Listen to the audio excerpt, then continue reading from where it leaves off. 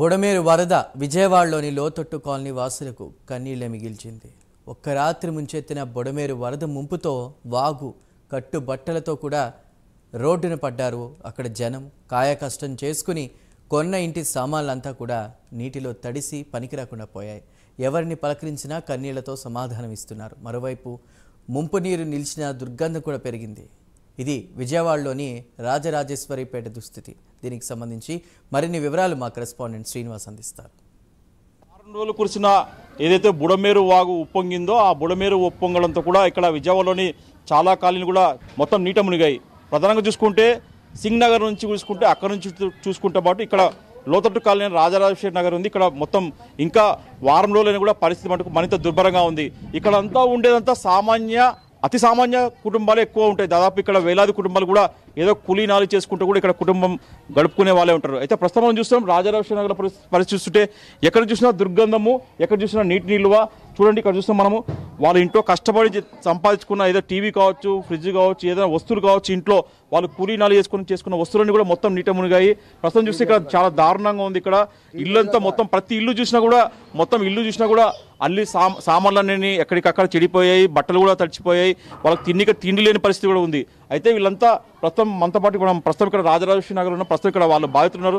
చెప్పడమ్మా, మీకు ఇక్కడ వర్షం వచ్చిన రోజు మీకు ఆ రోజు ఎట్లా నీళ్ళు వచ్చాయమ్మా? ఇప్పుడు మీ పరిస్థితి ఎట్లుందమ్మా? బాగా వచ్చేసినాయి బాబు. ఏటి మాకు తినడానికి ఉండటానికి మాకు ఏ బాధ లేని పరిస్థితి అయిపోయింది. కట్టుకున్న గుడ్డతో మేము వెళ్ళిపోయాం బాబు. అది మా పరిస్థితి ఏంటో మీనంటే వాళ్ళు మాకు ఏదైనా సరిచేస్తే మాకు ఏదో ఒక దావ చూపియండి. అయ్యండి చూడండి, ఇగో బియ్యాలు, ఇగో చూడండి, ఇగో మోటలతో బాబు, ఇగో మోటలతో చూడండి బాబు, ఇగో మాకు తినడానికి కూడా లేవు. అది మా పరిస్థితి ఇలా ఉంది. మరి ఏ మంచి చేసినా మీకు ఇష్టం, ఏం చేయాలనుకుంటే మీరు చెయ్యండి. అది అమ్మ మీరు చెప్పండి అమ్మా, మీరు ఏం చేసేవాళ్ళు, పని చేసేవాళ్ళు, ఇప్పుడు మీ కుటుంబంలో మీ ఇంట్లో ఉండే వస్తువులు కానీ ఏమన్నా కానీ ఏమేమన్నా మిగిలాయా ఈ వరదలకి? ఆ రోజు రాత్రి ఇంట్లో ఎంతవరకు నీళ్ళు వచ్చాయి? అసలు ఎట్లుంది పరిస్థితి ఆ రోజు? నా అంత ఎత్తుకన్నా ఇంకా పైన వచ్చినాయండి.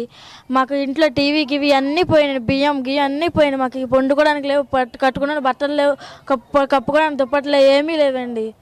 ప్రస్తుతానికైతే మేము కూలి పనులు చేసుకొని బతుకుతామండి. మేమా షాప్లో పని చేస్తామండి. మా మమ్మీ కూడా లేరు, మా డాడీ, నేను, మా అన్నయ్య తప్ప ఇంకెవరూ లేదండి.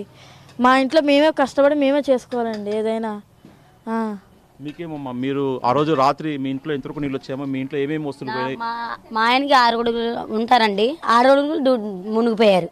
మేము అసలు కనబడలేదు, అంత లోతు వచ్చింది. మా ఫ్రిడ్జ్లు, టీవీలు అన్నీ పోయిన, పిల్లలతో పాటు వెళ్ళిపోయాం. అసలు ఇంట్లో కూడా నుంచోడానికి తీసుకోవడానికి కూడా లేదు. ముందు పిల్లలతో సహా వెళ్ళిపోయాం మేము, ఎక్కడికక్కడ వదిలేసి ఎవరి కాళ్ళు వదిలిపోయాం. అంత మా ఆయన 6 అడుగులు ఉంటాడు, ఆయనకి అంత నీళ్ళు వచ్చింది. మా ఇంట్లో పరిస్థితి ఏమీ లేవు, అన్నీ పోయినాయండి. అసలు ఏమి మిగిలిన స్టీల్ బొచ్చులు మిగిలినాయండి అంతే. ఆ స్టీల్ బొచ్చులు ఏమున్నాయి అయ్యే తోముకుంటున్నాయి. ఇప్పుడు వచ్చి తినడానికి బియ్యం కూడా లేవు, పోయినాయి. బకెట్లో నొలిగిపోయినాయి మొత్తం, ఇంట్లో నుండి బియ్యమే. మీరు చెప్పండి అన్న, ఆ రోజు ఏం జరిగింది మీ ఇంట్లో? ఏమేమి అంత ఎట్లా పరిస్థితి? ఇంట్లో అందరికీ బియ్యం పెట్టుకున్నాం, అవి మొత్తం నాశనం. టీవీ పోయింది, మిర్చి పోయింది, అన్నీ పోయింది. అన్నీ తింటా కట్టుకుంటా బట్ట ఒకటే ఉంది, ఏదో కడుక్కుంటున్నాం ఇప్పుడు వచ్చి. అది పరిస్థితి. అది కూలి పని చేసుకున్నామండి. అది అప్పులేమో ఉన్నాయి, వాళ్ళ లక్షలకు అప్పు చేసి తెచ్చుకున్నాం. మా మంచం పోయింది, టీవీ పోయింది, మిర్చి పోయింది. అది మొత్తం దగ్గర ఒక 20-30 వేల దాకా అవుతాయి. కట్టుకున్న బట్టలు కాడు మూటలు కొనుక్కుంటే.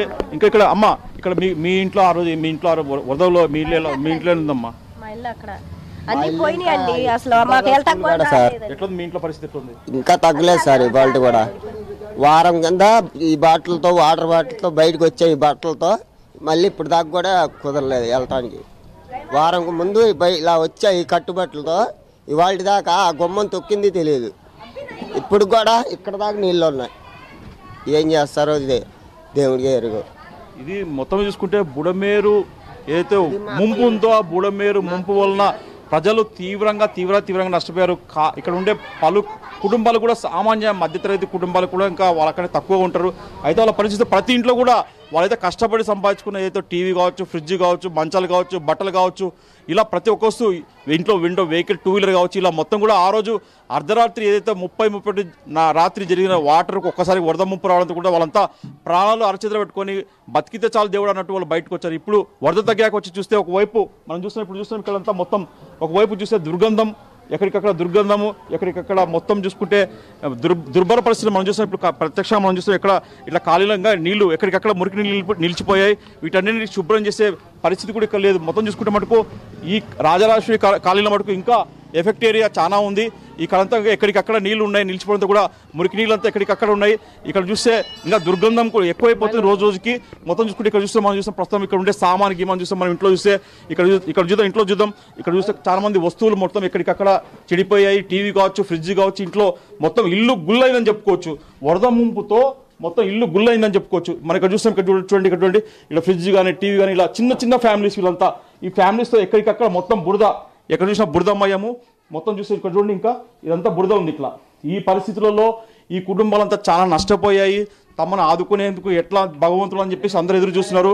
ఎక్కడికక్కడ చూస్తే వీళ్ళంతా మధ్యతరగతి ప్రజలంతా కూడా అప్పులు సప్పులు చేసి అంతా వాళ్ళంతా ఇక్కడ కుటుంబాలను నెట్టుకొస్తున్నారు. ప్రస్తుతం చూస్తే మనం ఇక్కడైతే రాజరాజేశ్వరి నగర్ ఉన్నామో ఇక్కడంతా ఒకవైపు బయట చూస్తే దుర్గంధమయం, ఇంట్లో చూస్తే సామాన్లంతా తడిచిపోయి చాలా ఇబ్బంది పడుతున్నారు. మొత్తం చూసుకున్నప్పుడు రాజరాజేశ్వరి నగర్తో పాటు కావచ్చు ఏదైతే మొత్తం ఇక్కడ దిగువ లోతట్టు కాలనీలో మొత్తం కూడా ఇదే పరిస్థితి నెలకొంది. ప్రస్తుతం ఇదంతా సెట్ కావాలంటే మటుకు చాలా రోజులు పడే అవకాశం ఉంటుంది.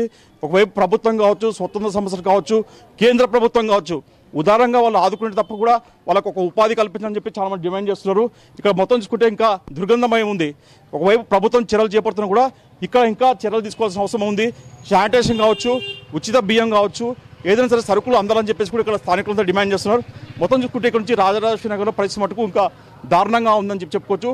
కెమెరామెన్ ప్రవీణ్తో శ్రీనివాస్, రాజరాజేశ్వరి నగర్ నుంచి.